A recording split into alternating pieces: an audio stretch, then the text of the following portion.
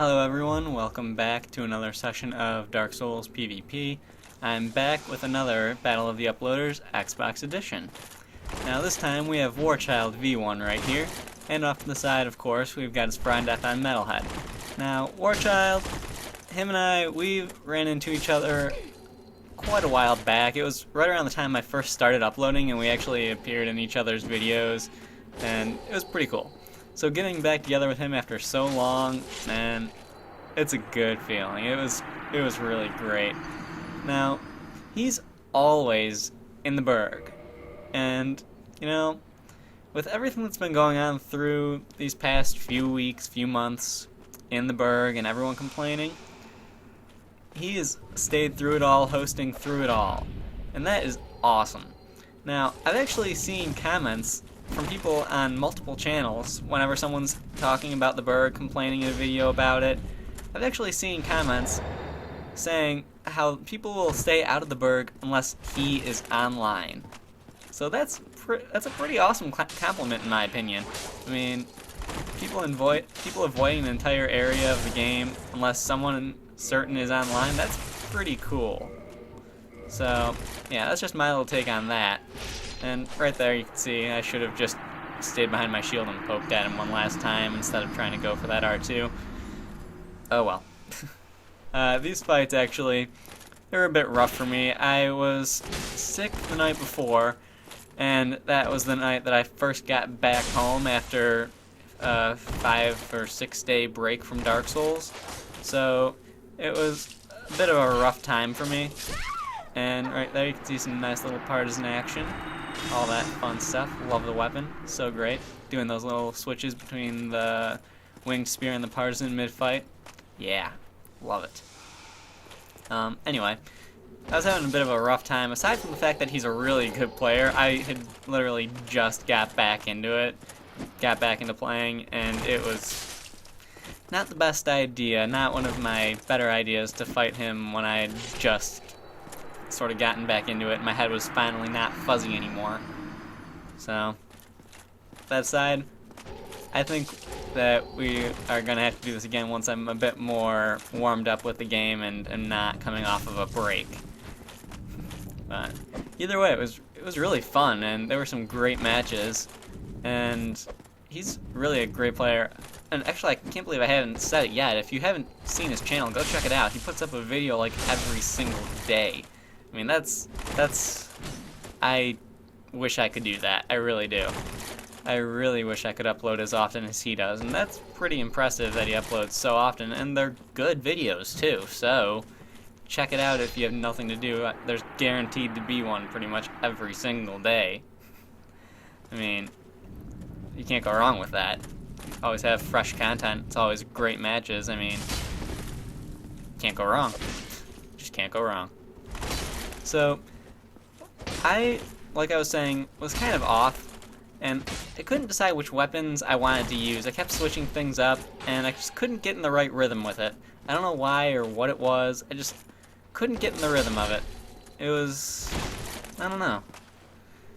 But after a little while, I started to catch up with, or not catch up, but get used to certain things, and in the end, I think we ended up being pretty evenly matched as far as the win-to-loss ratio. I think he might have had a slightly higher win count than me, but whatever. That's not the point of this. The point of the Battle of the Uploaders is to have a good time with another uploader and for everyone to see it. I mean, that's really, in my opinion, what the point of it is. Help make the community better, all that good stuff. So really, I had a good time, he had a good time.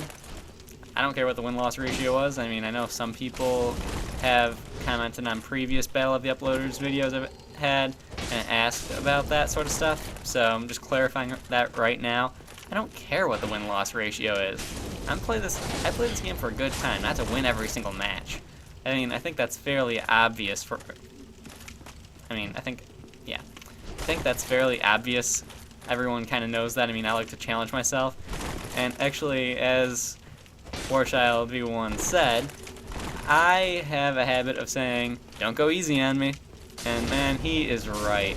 I've said that to him. I've said that to so many people. I said it in one of my last videos. I said, don't go easy on me. I set it to Martyr's Brigade, I set it to Elite. I've said it to so many people, don't go easy on me. And, you know, you're never going to learn if someone goes easy on you. That's just my point of view on it. You're never going to learn, you're never going to get better, so that's just, yeah, my point of view. And that goes with not just Dark Souls, with everything. Like, in real life, I do karate and all that stuff. And it's fun, sparring, all that stuff, self-defense, blah, blah, blah, blah, blah. And whenever I'm sparring or doing self-defense with anyone who I go there with, I'm like, don't go easy on me, because I'm never going to get better if you go easy on me. So, yeah, just, it applies to a lot of things. And then you've got WaRcHiLdv right there doing his thing, being himself. I'm pretty sure that even, oh, actually, before I get into that, right there, someone asked the other day if that attack can be parried.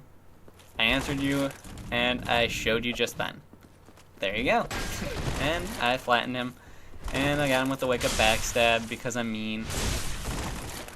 Yeah, oh well. I was saying something about FN Metalhead. I think WaRcHiLdv even said it. He's a bit of an asshole, and that's okay. I am too. So, yeah, good stuff, good stuff. Got him with that R1 spam, and do the quick little ravioli step turnaround. I don't know why it's called a ravioli step. Does anyone know why that is? I probably could ask the guy who made the video on it, but I'm just too lazy, and I'll probably end up forgetting. Joke about memory in my name. So yeah, I was trying to dead angle him with that R2 attack, because I know it can be done, but I just failed really bad at it, and then the katana and the target lock, and yeah, just a lot of these fights were very, very short. He made very quick work of me, and, you know, it happens. I mean, everyone's got an off day sometimes, and this was just one of my off days. It was just bad. Like right there, I don't even know why I went so far off. I mean, I deserved that backstab, and that's one thing I like about fighting him. He is not afraid to punish me when I mess up, and I love it. I mean, you know, challenge. I like the challenge. Don't go easy on me. I feel like I keep coming back to that. So, anyway, throughout these matches, I really feel like I got parried way too often. I feel like I was being extremely predictable against him. And in order to somewhat help me be a little bit more predictable, I added more weapons and decided to change the setup I was using a little bit. So I went with my bleeding setup, and you know, that's one thing I really love about this quality build I'm on. The versatility of it is just so great.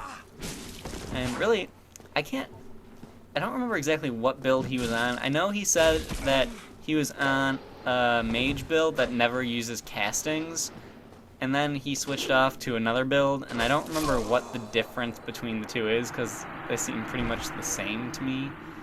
I mean, as far as his playstyle, it's like the same, because before the mage build didn't use castings, and then, you know, it's not what you would expect from a mage build. But I did notice he loves that jumping attack, and he even told me that he loves that jumping attack.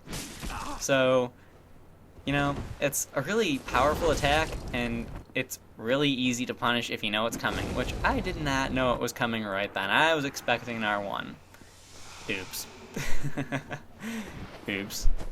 So, got some scythe action. He likes his scythe too. Got that halberd, got that scythe. Not good at fighting against either of those. I'm good at using the halberd. Everyone's good at using the scythe, but man, I am not good at fighting against those scythes. I'm not good at fighting against those spears, and I'm not good at fighting against the halberd. Because, man, that damage. I'm too aggressive, really. That's what it is. It gets me into trouble a lot. Like right there, just he was going back, he was turtling, and I went in for that rolling attack, and just, no. It was just asking for it. That's really all I can say. So, missing a lot, shouldn't have had target lock on, and this was probably the quickest fight. I was trying to toggle out, but I didn't need to at that point, and I didn't realize that because I was so focused on toggling out. Yeah, those heavy weapons, those big weapons, yeah, they're not good for me.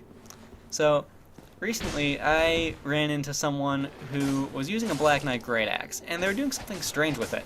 they weren't R1 spamming, but they were using its R1s only, because, its R2s kind of suck.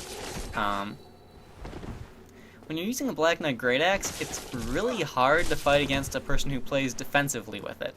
And I've noticed that WaRcHiLd, he likes to be aggressive. He is a very aggressive fighter. And I am too, in the same respect. I'm very aggressive, I'm very impatient when it comes to this. So I'm always like right on top of them, them being whoever I'm fighting. So really, playing defensively is something I want to work on, and I think I'm probably going to end up using the Black Knight Great Axe for it. Because it's so easy to learn to play defensively with it. If you just wait for someone to come at you and you just swing it once, then you're set. That's all you need to do to play defensively with it. It's not hard at all. And right there, I did the running attack past him by mistake. He did the R2 attack, and it was just so open, I went for it. So, yeah. Now, I'm noticing he's using a lot of fire weapons, and, man, like I was saying a few seconds ago, those heavy weapons, that Zweihander, just the range on the attacks, it gets me every time.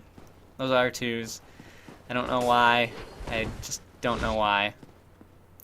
So right here, I decided to give the Murakumo a shot. I had been using the server a little bit I have used the server a little bit since then, getting ready for my weapon showcase on it. And I figured using the Murakumo would be a good choice for this fight so I could get used to it a bit. And man, like I was just saying, the range on those attacks just, gets me every time. And he's doing rolling attacks. I should be staying in place and parrying. But I'm not.